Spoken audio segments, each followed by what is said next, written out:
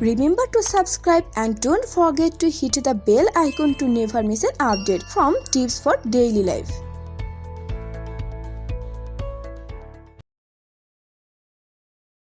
For the majority of women, pregnancy lasts about 40 weeks, but sometimes it ends earlier. In this video, you will know that what you need to know about premature labor, from what causes it to how to prevent it, and what to expect if you do go into labor early. Most pregnancies, or about 90% of them, roughly speaking, last to term, which is at least week 37 of pregnancy. But sometimes, baby unexpectedly arrives sooner, preterm or premature. Labor occurs after week 20 of pregnancy. It's considered a miscarriage before that, and before week 37. The latest research from the March of Dimes shows that the number of cases of premature labor is on the rise for the second year in a row, and around 10% of moms find their expected 9 months of pregnancy turns into an unexpected 7 or 8 because they go into labor too soon. Here's why premature labor happens and what you can do to help prevent it.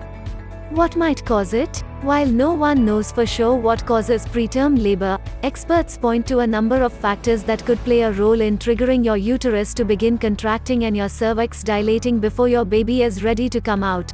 1. Smoking, alcohol and drug use. Not only do these behaviors increase your risk of miscarriage, they also increase your baby's risk of being born early or at a low birth weight. Toxins that cross the placenta can keep your baby from getting the necessary oxygen she needs to grow. If there's ever a reason to quit, pregnancy is it. 2. Short interval between pregnancies. Getting pregnant sooner than 18 months after giving birth to your last child increases your risk of preterm birth. And the longer you can wait, the less you're at risk. A large recent study found that 20% of women who wait less than a year between pregnancies give birth before 37 weeks. The rate drops to 10% among women who wait a year to 18 months and is less than 8% in those who wait more than 18 months to conceive again.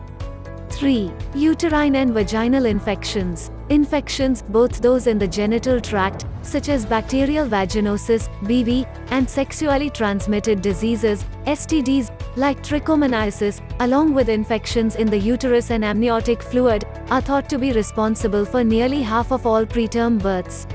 Experts suspect they cause inflammation, which in turn leads to the release of prostaglandins, the same substance that initiates labor when you're full term. Untreated urinary tract infections can have the same effect.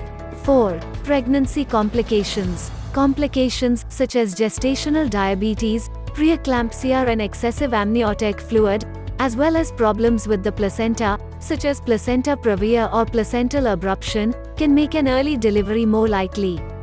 5. Structural anomalies of the uterus and/or cervix.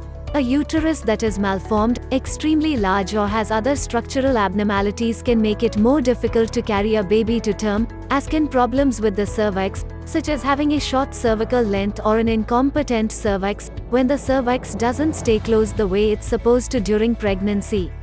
6. Gum infections. Pregnancy hormones make expectant moms more susceptible to periodontal disease, which in turn has been linked to preterm labor.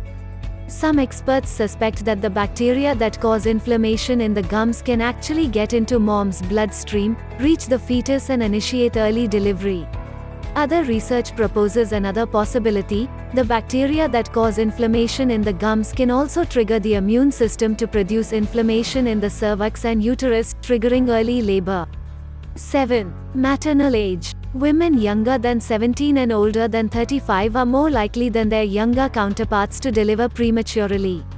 That's one of the reasons doctors consider, even otherwise healthy, older expecting women to have a high-risk pregnancy. Most important to remember, however, is that having one of these risk factors doesn't mean that you'll necessarily go into preterm labor. Similarly, not having any of the risk factors doesn't mean that you won't. Some women do for other reasons, or for no known reason at all. Thanks for watching. To get the latest videos related to health and medical topics, please subscribe to our channel. If you like this video, kindly share it with your friends and family. Do not forget to hit the like button. If you have any queries, please comment in the comment section.